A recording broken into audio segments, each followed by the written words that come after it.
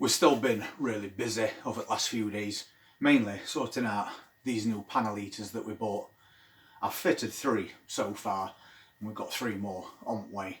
And I'll just give you a quick look at them because I think they're really tidy. As you can see, once they're fixed to that wall, they're very tidy. And I've also fitted that one there in the main bedroom and then the one in the shower room. So as I was saying, they're really nice, tidy looking heaters. And to avoid a little confusion from my previous video, they're not going to cost a fortune to run because I did say we're not running them all day or all night. We use as gas fire as a main source of heating, but what we're looking to do is time these to come on early morning, just for an hour to take the edge off it once we get to those really cold days. So they're not going to cost a lot to run. So as always, we're looking for ways to improve this van to make it as warm as possible during winter without it costing us a fortune. But I noticed something about this van that I'd not seen before, and it definitely needs some attention. If we just take a look underneath this van, you'll notice that it's all thermally insulated all the way along.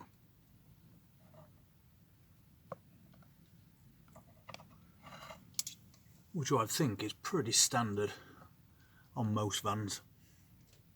But on this side of the van, hopefully you can see this, it's a different story. This has had a new floor fitted at some point, but unfortunately they didn't replace that thermal insulation. As you saw by that video, the entire underside of this static caravan has got thermal insulation. But for some reason, at some point, a piece of flooring's been replaced. And the area that it was looking at is the toilet. So when they've replaced that part of the flooring, they've not put that thermal insulation back on. So we've basically got a cold spot in this van now. And I'm not going to be leaving it like that because there's no point in trying to make sure everything is fully prepared, ready for winter, and then just leaving one small portion of it. I can imagine that without that thermal insulation, quite a bit of cold's going to seep through. You definitely don't want that happening in your toilet. So I decided we'll get some thermal insulation and we'll get that replaced as soon as possible, preferably over the next couple of days, because last thing I want to be doing is crawling underneath this van as it gets colder and colder. So all these little jobs need looking at straight away. So I've done a little bit of research and we only need quite a small piece just to finish off the underside of this van. But I was quite surprised at the price. For a 2 metre by 1 metre, which is not a big piece at all, it's £25. And although that might not seem a lot, when you realise what these things are actually made of, there is definitely a cheaper option, and that's what I'm going to go with. I was in town quite recently and I saw one of these. That's a thermal windscreen protector. So that thermal protection is no different to what you saw under that van. The thing that is different, however, is that the proper stuff that you buy for under your caravans is a combination of this and bubble wrap.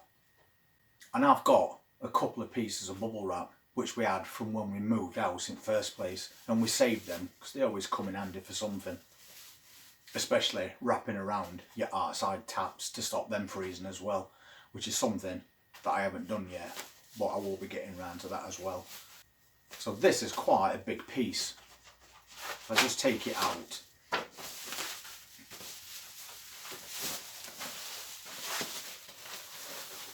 that is half its size.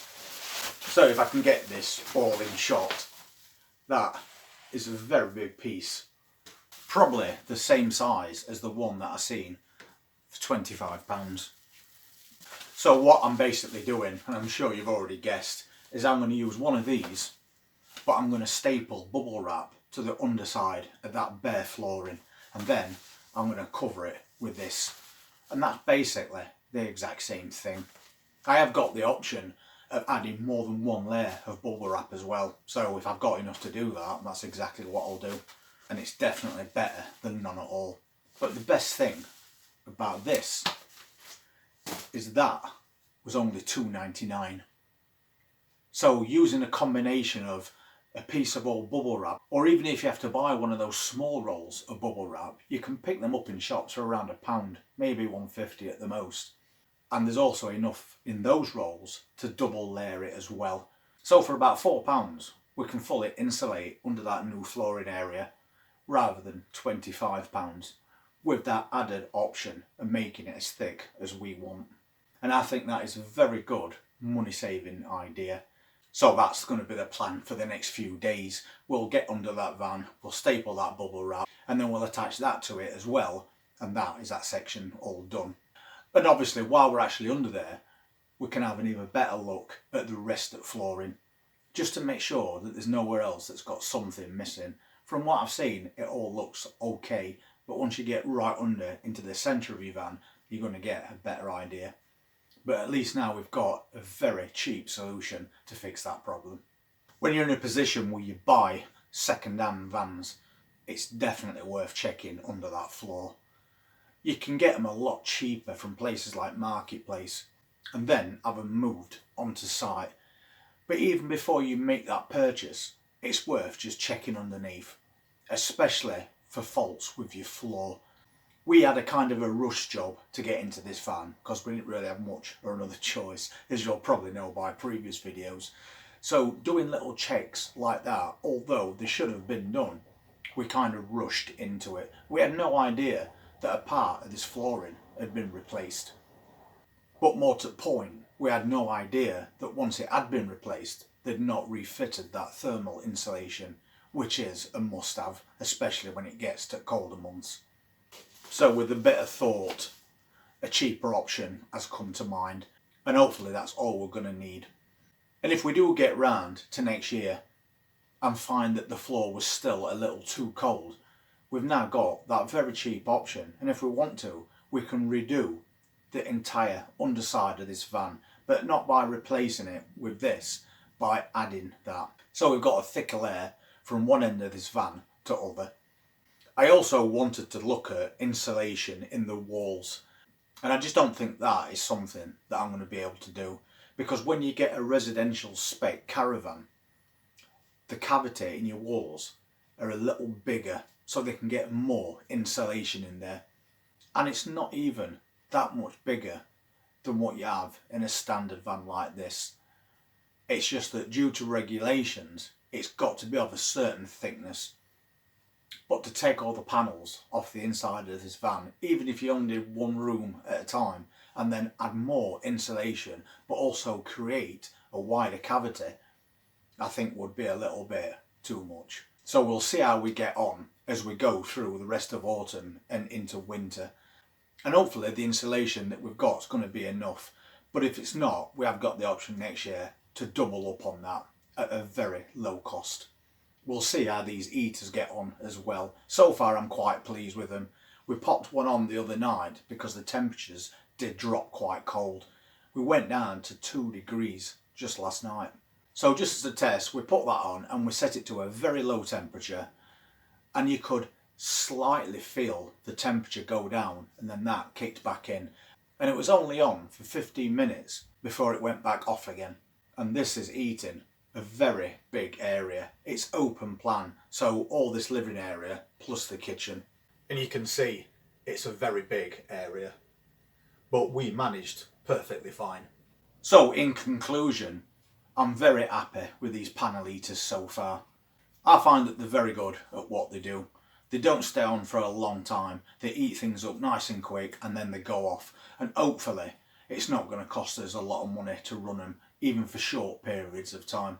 But if it does cost us a little bit more than we were expecting, I don't see any difference between that and running central heating in an house. You're always going to pay a little extra through winter, so we're just spending these next couple of weeks trying to find the cheapest solutions possible to make this van as warm as possible through those colder days. So thank you so much for being part of this channel. I really do appreciate it, and I do read every comment that we get, and if I've not answered it, then that's because I've been busy, but I've still took on board all the amazing advice that we've had over the last few months. If you're interested in seeing what else we're going to be doing in this caravan in the lead up to winter, then please hit that subscribe button, press that notifications bell, and I'll see you next time. Take care and enjoy the rest of your weekend.